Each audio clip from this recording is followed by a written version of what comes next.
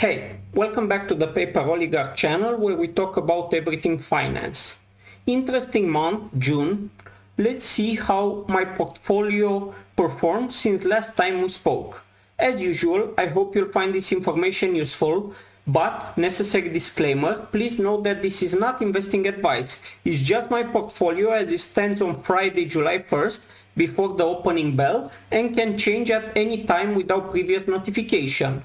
Following an investment strategy without doing the work yourself is almost guaranteed to result in losses. So please be careful, since it's your responsibility to do your own research before investing. Anyways, without further ado, let's begin discussing last month's activity. After doing some dollar cost averaging buying in May, I returned to my stated goal of long-term holding, and this month I made 0 buy or sell transactions. My main goal right now is to rebuild my cash position to a more comfortable level, since I believe that these uncertain times will drag out a bit, maybe for 2 or 3 years. Some of the possible negative outcomes, of course, not all of them, since problems appear when you least expect it, are hyperinflation or stagflation, a world war, famine, etc. And none of them is really off the table right now. The negative outcomes are that the war in Ukraine escalates and other countries are involved. A war starts between China and Taiwan. We have stagflation in the US, or on the other side, hyperinflation. Of course, the crypto market crash, but it can have some bigger problems, and we can see more companies and cryptos going bankrupt. Also, this is personal for me. The coupon that I have for a company, the only one, is for Restart Energy 1, which is a Romanian energy company, and is the only one that can actually go bankrupt.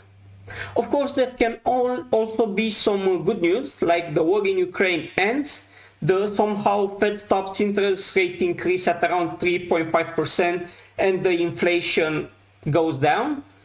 Again, somehow magically energy prices come down. Maybe China and the US agree on some stock regulation, and of course the company that I just mentioned finishes a photovoltaic park. To be honest, at this point, the negative outcomes seem more likely than the good news that they will happen. However, even though I am a bit bearish, I am still heavily invested in the markets, as we'll see a little bit later.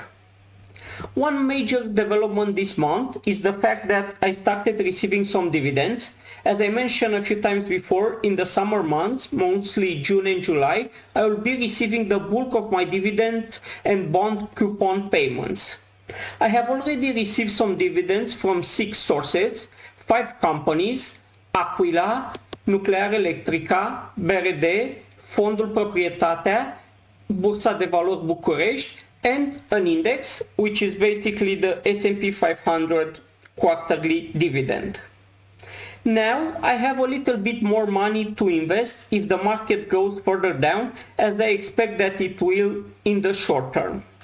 However, next month I will be receiving the bulk of dividends from my biggest single equity investment, Transgaz, the Romanian natural gas transporter monopoly, and also a pretty significant bond coupon payment.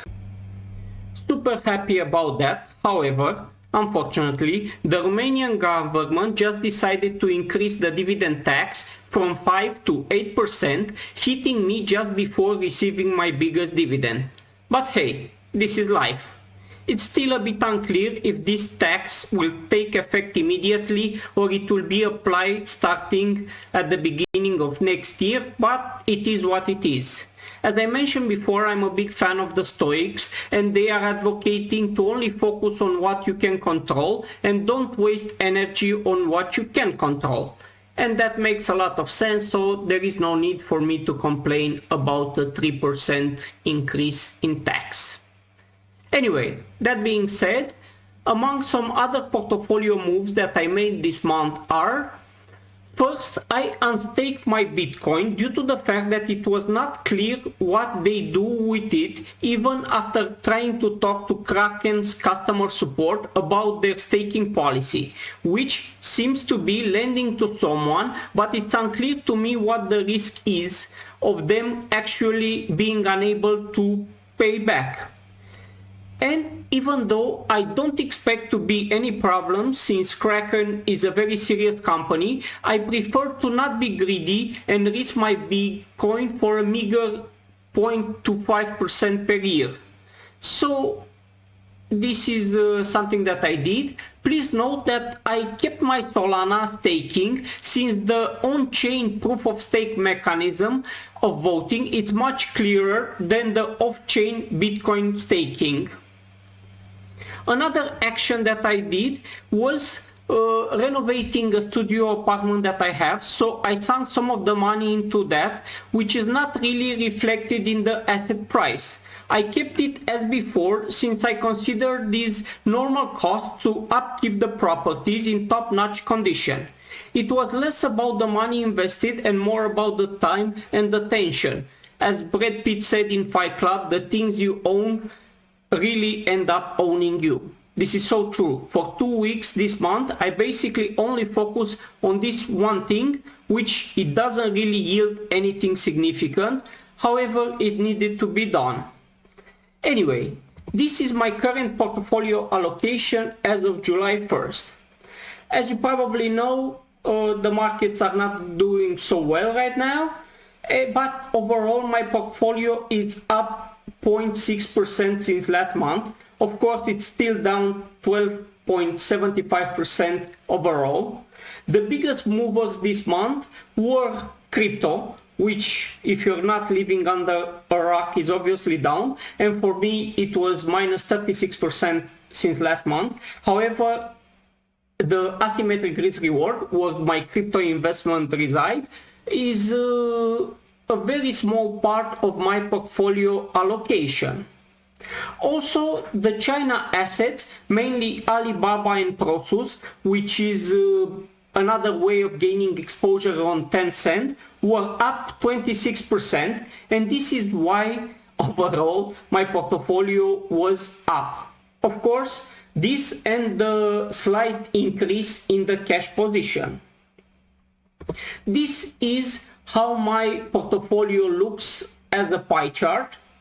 You can see that I have a lot of companies. The biggest one is still Transgas with 14%, and the other are smaller.